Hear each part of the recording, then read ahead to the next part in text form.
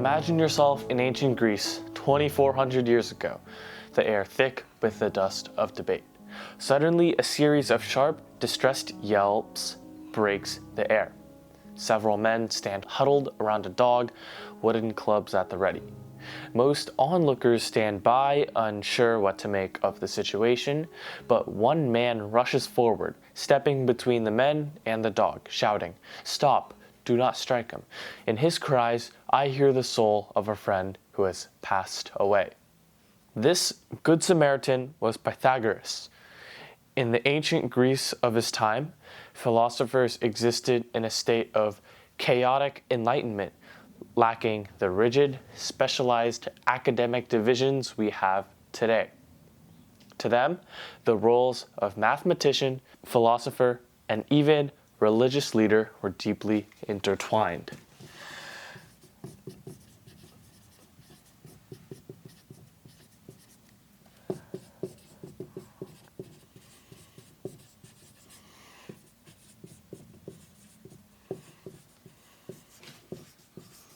So all these three were all, let's say, chained together in a way of sorts. Pythagoras was not only studying the orbits of celestial bodies, he was establishing his own mystical religious academy, and even taught his followers rather peculiar taboos, such as do not eat beans, because he believed that the plant actually might contain fragments of reincarnated souls and symbolized chaos and filth.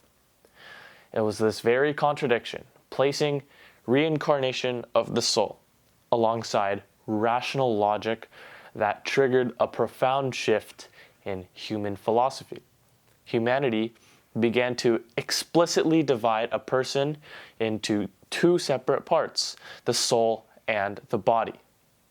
When pondering the constitution of the world, Pythagoras abandoned the mundane arche, original substances like earth, water, air, or fire. When he looked at the world, he did not see matter. He saw a structure. He proposed a revolutionary idea that has echoed for millennia. The world is not made of matter, it is made of numbers.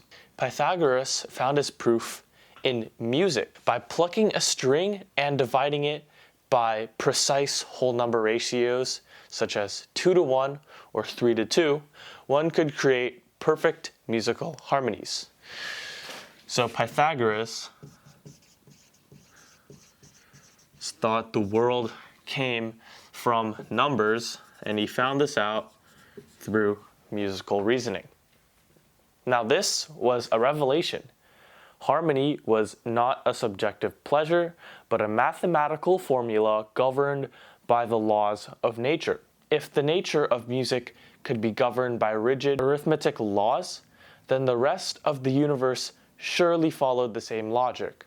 The motion of stars, the changing of seasons, and the rise and fall of tides were no longer the unpredictable actions of gods, but a natural, precise symphony.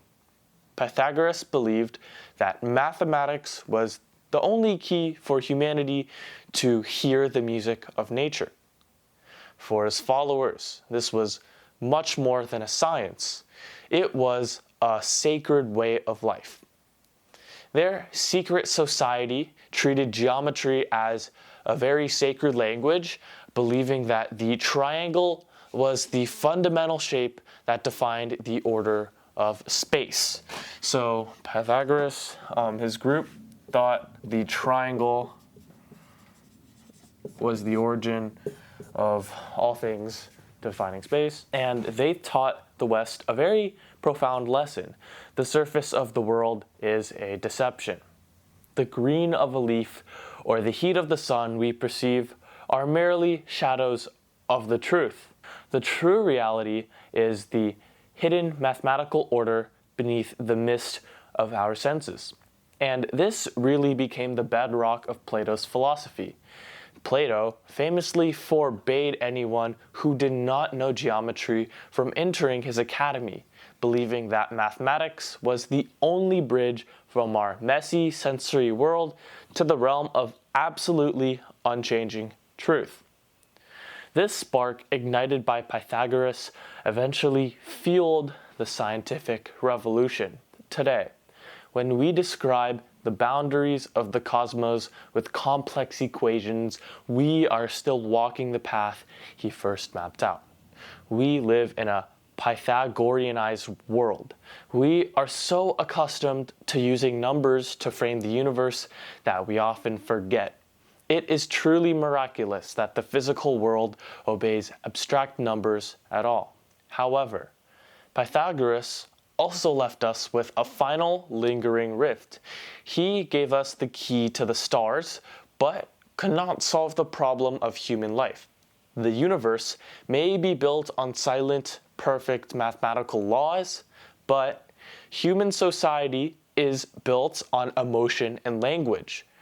In the democratic square, truth is not discovered through cold calculations, but rather negotiated through fierce public debate and compromise. Pythagoras taught us that behind the visible world lies an invisible order.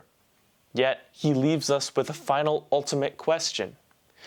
If the stars are governed by cold, beautiful numbers, how are we, mortals struggling in flesh and lost in language, to find order in the chaotic human world?